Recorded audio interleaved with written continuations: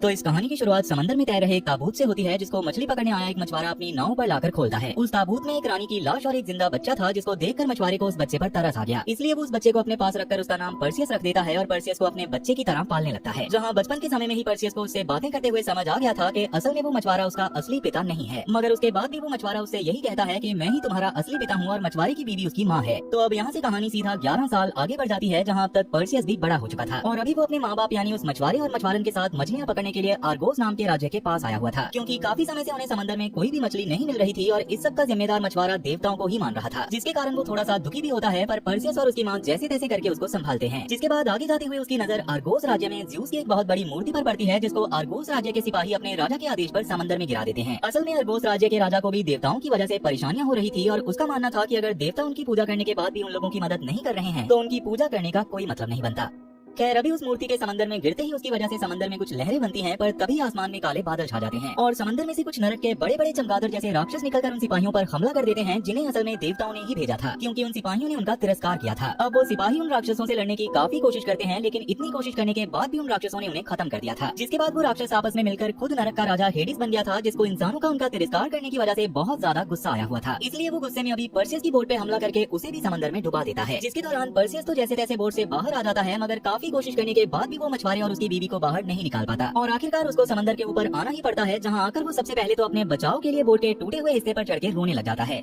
वहीं अब तक ज़्यूस को भी इस सब के बारे में पता चल गया था कि अब इंसान उनकी पूजा नहीं कर रहे हैं। इसी वजह से वो भी बहुत ज्यादा गुस्से में आ जाता है, क्योंकि असल में इंसानों के प्रार्थना करने की वजह से ही उन लोगों की अमरता बरकरार रहती है। तभी वहाँ हेडिस ज़्यूस और अपने बाकी भाई बहनों के पास आकर उन्हें आज हुए इस इंसिडेंट के बारे में बताता है, जिसके बदले में हेडिस आर्गोस के राजा को सजा देना चाहता था, इसलिए वो ज़्यूस से इसकी इजाजत मांगता है। और जैसे कि अब ज़्यूस को भी यही लग रहा था कि लोगों से पूजा करवाने के लिए अब उन्हें डराने का ही सहारा लेना पड़ेगा, इसलिए वो हेडिस को भी इसकी इजाजत दे देता है। वहीं अब तक पर्सियस को आर्गोस के कुछ बचे हुए सिपाही बेहोशी की हालत में अपने साथ आर्गोस राज्य में लेकर आ गए थे, जहाँ के गांव के हालात काफी बुरे होते हैं और पर्सियस को ये सब देखकर बिल्कुल भी अच्छा नहीं लगा था। पर इसके बाद जब सिपाही उसको अपने साथ महाराज के महल में लेकर जाते हैं तो पर्सियस को और भी ज्यादा बुरा लगता है, क्योंकि असल में महाराज सीपीएस के गाँव के लोग जितना ज्यादा गरीबी और लाचारी में जी रहे थे, उतना ही सीपीएस के महल में किसी भी शानो शौकत की कोई कमी नहीं थी और वो अपने मनोरंजन के लिए ही आधा पैसा लुटाने को भी तैयार रहता था। अब जैसे ही सीपीएस को पता चलता है कि उसके सिपाहियों के ज़्यूस की मूर्ति को पानी में गिराने के बाद हेडिस ने गुस्से में आकर उन्हें खत्म कर दिया है, तो सीपीएस उल्टा इस बात पर खुश होने लगता है, क्योंकि उसको ये बात भी पता थी कि देवताओं को उनकी प्रार्थनाओं से ही शक्ति मिलती है और अब वो भी उनकी प्रार्थनाओं के लिए तरस रहे होंगे। अब इसके बारे में वो बता ही रहे थे कि तभी उनकी बेटी एंड्रोमेडा उन्हें आगे से ऐसा कुछ भी करने से मना करती है, क्योंकि इसकी वजह से देवता उनके गांव के लोगों पर अपना गुस्सा निकाल रहे थे और ऐसे में सारे सिपाही मारे भी जा रहे थे। पर उसके बाद भी सीपीएस उसकी बात को नहीं मानता और आगे और बड़े बड़े कदम उठाने का फैसला करता है। अब उतने में ही वहाँ पर हेडिस आ गया था, जो अपनी ताकत की मदद से वहाँ मौजूद सभी सिपाहियों को जान से मार देता है। जिसके दौरान वैसे तो पर्सियस ने भी गुस्से में उस पर हमला कर दिया था, जिस पर हेडिस उस पे भी हमला करके उसे दूर फेंककर खत्म करने की कोशिश करता है, मगर किसी वजह से पर्सियस हेडिस के वार को सह गया था। जिसके बाद हेडिस पहले तो सीपीएस की बीवी को अपनी शक्तियों से पल भर में ही बूढ़ा कर देता है और सीपीएस को चेतावनी देते हुए बताता है कि अब उसको और उसके राज्य को कोई भी नहीं बचा सकता, क्योंकि हेडिस ने अपने बनाए गए अब तक के सबसे खतरनाक जीव क्रैकन को आर्गोस को बर्बाद करने का निर्देश दे दिया है, जो 10 दिन होते ही आके आर्गोस राज्य को पूरी तरह से बर्बाद कर देगा। और अब अगर सीपीएस को अपने राजपाट को बचाना है तो उसे एंड्रोमेडा को क्रैकन के सामने कैदी की तरह लटकाकर देवता से माफी मांगनी पड़ेगी, जिससे क्रैकन बस उसकी बेटी को लेकर वहाँ से चला जाएगा और सीपीएस का राजपाट बचा रहेगा। अब वैसे पर्सियस वापस से हेडिस पर हमला करने वाला था, मगर तभी एक औरत बीच में आके उसे रोकते हुए सही समय का इंतजार करने को कहती है और तभी हेडिस पर्सियस को ये बताकर वहाँ से चला जाता है कि असल में वो ज़्यूस का बेटा है और एक आधा देवता है, जिसके बारे में जानकर पर्सियस और वहाँ मौजूद सारे लोग भी एकदम हैरान रह गए थे।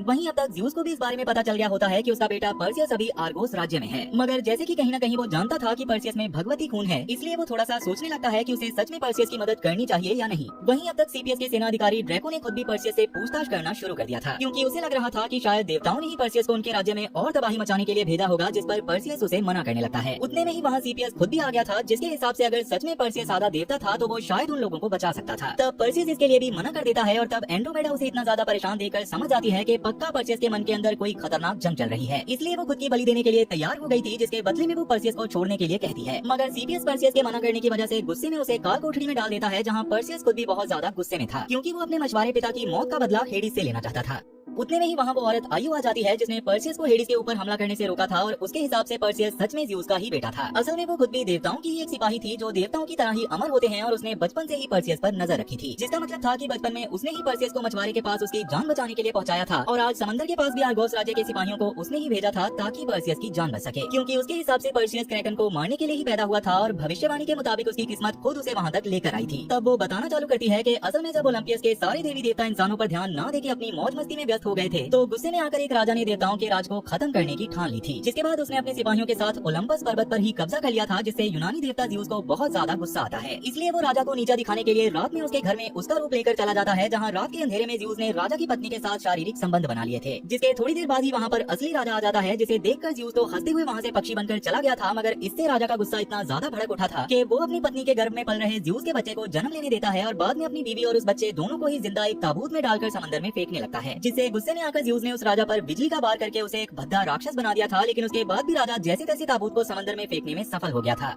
अब वर्तमान में पहले तो पर्सियस को इस पर विश्वास नहीं होता, लेकिन आयु उसको सब कुछ समझा देती है। जिसके बाद पर्सियस को ये बात तो समझ आ गई थी कि बेशक वो क्रैकन को जान से मारे या ना मारे, पर वो हेडिस से बदला तो लेकर ही रहेगा। तब आयु इस पर पर्सियस को बताती है कि असल में हेडिस का सबसे बड़ा हथियार खुद क्रैकन ही है, जिसकी मदद से उसने अपने पिता जो असल में एक टाइटन थे उनको तक खत्म करवा दिया था। इसलिए अगर पर्सियस क्रैकन को खत्म कर देता है तो वो बाद में बड़े आराम से हेडिस को हरा सकता है। तब पर्सियस भी इस पर मान गया था, इसलिए आयु तब ड्रैको के पास जाकर उससे बात करते हुए उसको पर्सियस को सटाजन की डायनो तक लेकर जाने को कहती है, क्योंकि बस वही थी जो क्रैकन को मारने का तरीका बता सकती थी। जिस पर पहले तो ड्रैको वहाँ जाने से मना कर देता है, क्योंकि असल में वो जगह एक तो काफी दूरी पर थी और आज तक वैसे भी कोई इंसान वहाँ तक नहीं पहुँच पाया था। जिस पर आयु उसे याद दिलाती है कि पर्सियस आधा देवता है, जिसका मतलब है कि वो उन्हें बड़े आराम से वहाँ तक पहुँचा सकता है। ये सुनकर ड्रैको भी उनका साथ देने का फैसला करता है और अपने कुछ सिपाहियों के साथ आयु और पर्सियो को लेकर उन डायनो को ढूंढने जाने के सफर पर निकल जाता है। वहीं अब तक उनकी इस योजना के बारे में हेडिस को भी पता चल गया था, इसलिए वो उस राजा को ढूंढता है जिसको ज़्यूस ने बिजली के हमले से एक राक्षस में बदल दिया था और अभी वो जमीन के नीचे मुंह छुपाकर कालाबोस के नाम से रहता था। कालाबोस खुद भी ज़्यूस से अपनी इस हालत का बदला लेना चाहता था, इसलिए हेडिस उसको पर्सियस के बारे में सब बताते हुए उसे पर्सियस को खत्म करने को कहता है, जिसके बदले में वो उसके लिए ज़्यूस को मारने के लिए भी तैयार था, क्योंकि असल में हेडिस के टाइटन यानी कि अपने पिता को हराने के बाद उसके सभी भाई और बहनों को अच्छी अच्छी जगह पे शासन मिल गया था और बस हेडिस ही था जिसे नरक का राजा बनाया गया, जबकि वो ज़्यूस की गद्दी चाहता था। इसलिए कालाबोस भी इस काम को करने के लिए मान जाता है, जिसके लिए हेडिस ने उसे अपनी कुछ शक्तियां भी दे दी थी।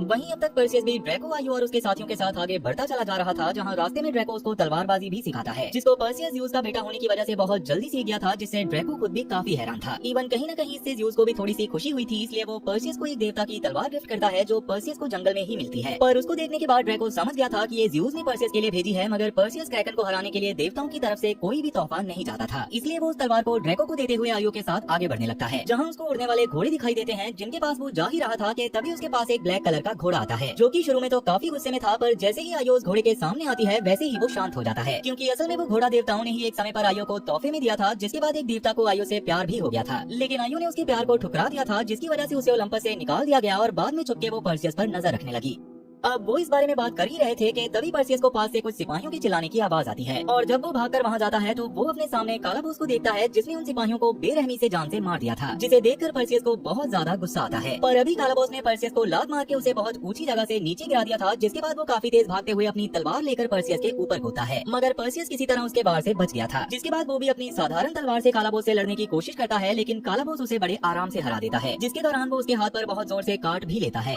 तभी वहाँ ड्रैको के कुछ सिपाही पर्सियस की मदद करने के लिए आते हैं, लेकिन कालाबोस उनको भी बुरी तरह से हरा देता है। जिसके बाद उसने पर्सियस के सर को पकड़ लिया था ताकि वो उसके सर को हाथों से ही कुचल के उसकी जान ले सके, और पर्सियस भी काफी कोशिश करने के बावजूद उससे छूट नहीं पा रहा था। पर तभी वहाँ पर ड्रैको आकर कालाबोस के एक हाथ को ही काट देता है, जिससे पर्सियस के छूटने के बाद कालाबोस दर्द में कराते हुए वहाँ से भागने लगता है, जिसके दौरान सबने उसका पीछा करना शुरू कर दिया था। मगर अभी किसी ने ये ध्यान नहीं दिया होता कि कालाबोस का कटा हुआ हाथ धीरे धीरे एक बड़े से बिच्छू में तब्दील हो रहा था। इवन जहाँ जहाँ उसका खून गिर रहा होता है वहाँ भी वैसे ही बिच्छू बनते जा रहे थे। खैर पर्सियस और उसके साथियों ने कालाबोस का काफी दूर तक एक रेगिस्तानी हिस्से तक पीछा करके उस पर हमला करते हुए उसे पकड़ लिया था, जिसके दौरान वो उस पर एक के बाद एक हमले करके उसे खत्म करने ही वाले होते हैं, मगर तभी अचानक वहाँ से जमीन हिलने लगती है, जिससे सब लोग हैरान होकर नीचे देखने लग गए थे। उतने में ही वहाँ पर एक बहुत बड़ा बिच्छू आ गया था जो सब पर हमला करना शुरू कर देता है, जिससे कालाबोस से सबका ध्यान भटकने के कारण कालाबोस को वहाँ से भागने का मौका भी मिल गया था। तब बाकी सबको भी उसे छोड़कर बिच्छू से लड़ाई करनी पड़ती है, जिसके दौरान वो बिच्छू ड्रैको के सिपाहियों को बुरी तरह से अपनी पूंछ से मार के दूर दूर तक फेंक रहा था। ये देखकर ड्रैको मौका मिलते ही जल्दी से उस बिच्छू के ऊपर कूदते हुए उसके शरीर में दोनों खंजर घुसा देता है। तभी उसका एक आदमी उसकी ओर एक भाला भी फेंकता है, जिसे भी ड्रैको ने उस बिच्छू के शरीर में घुसा दिया था, जिससे वहाँ वो बिच्छू तो मारा जाता है, पर अब तक वहाँ और भी वैसे ही बिच्छू आकर सब पर हमला कर देते हैं, जिनमें से एक बिच्छू से लड़ते हुए पर्सियस को बिच्छू ने पकड़ भी लिया था, जो कि उसे अपने डंक से मारने ही वाला होता है। पर तभी ऊपर की ओर से आयु एक हथियार से बंधी रस्सी को फेंक कर उस बिच्छू के डंक को ही काट देती है। तब इससे गुस्से में आकर वो बिच्छू आयु का पीछा करने लग गया था, इसलिए वो भी बचकर वहाँ से भागना शुरू कर देती है। उस जगह पे काफी सारी टूटी फूटी दीवारें भी बनी हुई थी, जिनके बीच से ही होते हुए आयु भाग रही होती है, पर वो बिच्छू गुस्से में सभी दीवारों को तोड़ते हुए आगे बढ़ता जा रहा था।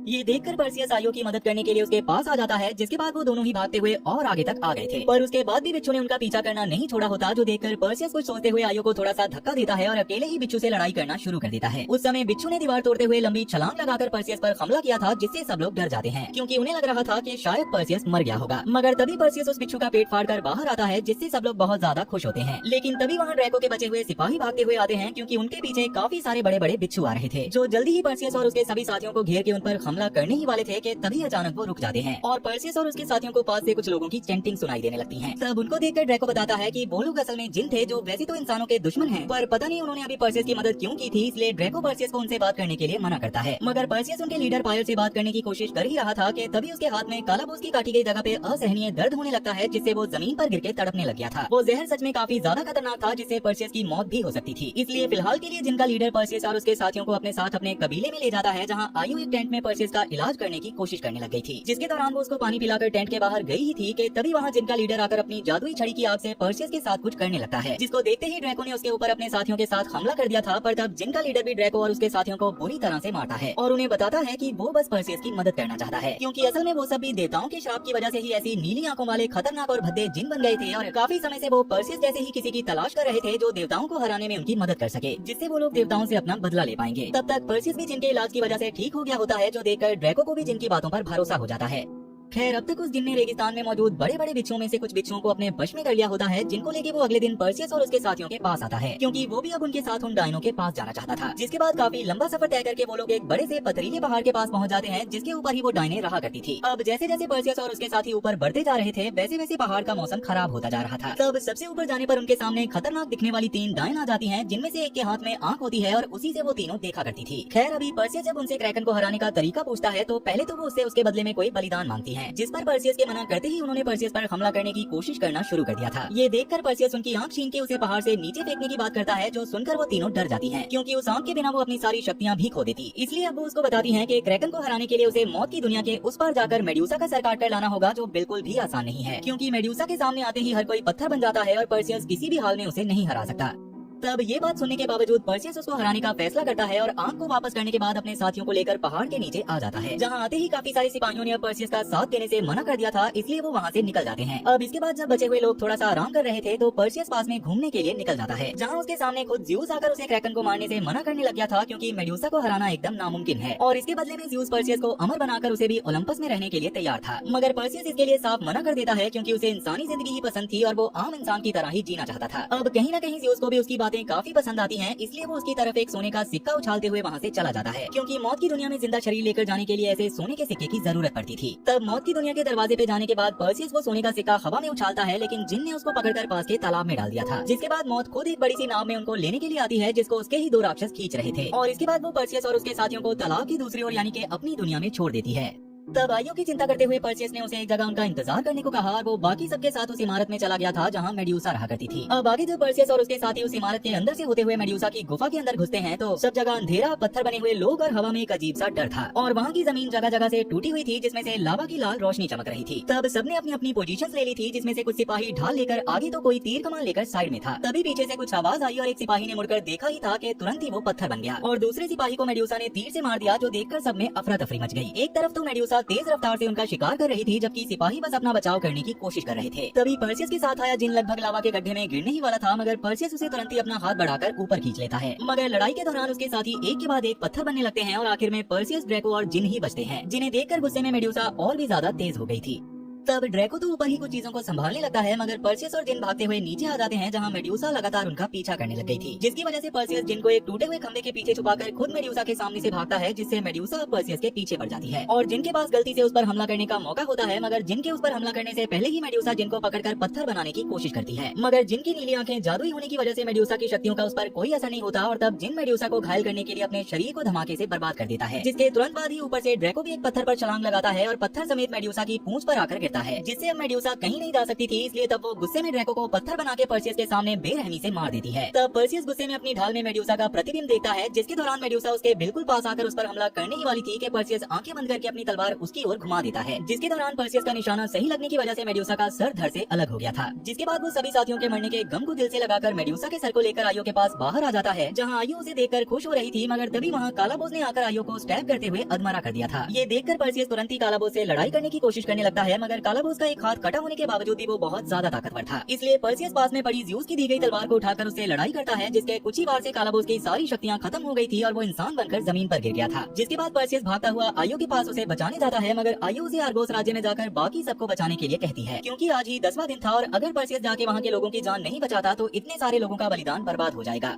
इतना बोलते ही आयो की भी मौत हो जाती है और देवताओं के साथ रहने की वजह से वो धूल बन के उड़ जाती है। तब पर्सियस बहुत ज्यादा परेशान हो रहा था, क्योंकि वो आयो से प्यार करने लग गया था। पर तभी वहाँ आयो का उड़ने वाला घोड़ा आता है, जो पर्सियस को अपने साथ आर्गोस राज्य की तरफ ले जाने लग गया था, जहाँ अब तक पर्सियस के न आने की वजह से डर के मारे सीपीएस ने सच में एंड्रोमेडा को कुर्बानी की तरह क्रैकन के खाने के लिए लटका दिया था। और अब तक सच में क्रैकन समंदर से निकलकर उस राज्य को बर्बाद करते हुए आगे बढ़ने लग गया था, पर इसके साथ साथ ओलंपस भी बर्बाद हो रहा था। और तब जाकर हेडिस ज़्यूस को बताता है कि असल में उसने देवताओं को मूर्ख बनाया है, क्योंकि क्रैकन असल दुनिया में जितनी बर्बादी करेगा उतना ही उसकी ताकत बढ़ती जाएगी। इसीलिए उसने इंसानों को दुखी किया था और ज़्यूस के खिलाफ भड़का दिया था। अब ये सब सुनकर ज़्यूस को काफी गुस्सा आता है, पर जैसे कि हेडिस अभी काफी ज्यादा ताकतवर था, इसलिए ज़्यूस खुद भी उसका सामना नहीं कर सकता था। वहीं अब तक पर्सियस भी आर्गोस राज्य में पहुंच जाता है, जिसके बारे में पता चलते ही हेडिस खुद भी उसे रोकने के लिए आ गया था। जिसके दौरान पर्सियस के ऊपर वही बड़े बड़े चमगादड़ जैसे राक्षस हमला करते हैं, जिन्होंने एक समय पर पर्सियस से मेड्यूसा के सर को भी ले लिया था। मगर पर्सियस उन्हें हराते हुए वापस से उस सर को हासिल करता है और क्रैकन के एंड्रोमेडा को खत्म करने से पहले क्रैकन को ही पत्थर का बनाकर उसे मार देता है। जिसके दौरान क्रैकन का शरीर पत्थर बन के टूटने लग गया था, जिसके जमीन पर गिरने की वजह से कुछ लोगों की मौत हो जाती है और एंड्रोमेडा खुद भी समंदर के पानी में गिर जाती है, जहाँ हाथ बंधे होने की वजह से वो बाहर भी नहीं आ सकती थी। तभी पर्सियस के सामने हेडिस भी आ जाता है, जिसको देखकर पर्सियस गुस्से में ज़्यूस से मदद मांगते हुए उसकी तलवार में ज़्यूस की बिजली मांगता है और उस बिजली से हेडिस पर जोरदार हमला करके उसे वापस से नर्क भेज देता है। जिसके बाद पर्सियस एंड्रोमेडा को बचाने के लिए समंदर के अंदर कूद जाता है, जहाँ से वो एंड्रोमेडा को बचाकर ले भी आता है, जिसने बाहर आते ही पर्सियस के सामने उससे शादी करने का प्रस्ताव रख दिया था। मगर पर्सियस इसके लिए प्यार से मना कर देता है, क्योंकि अभी भी वो आयो से ही प्यार करता था।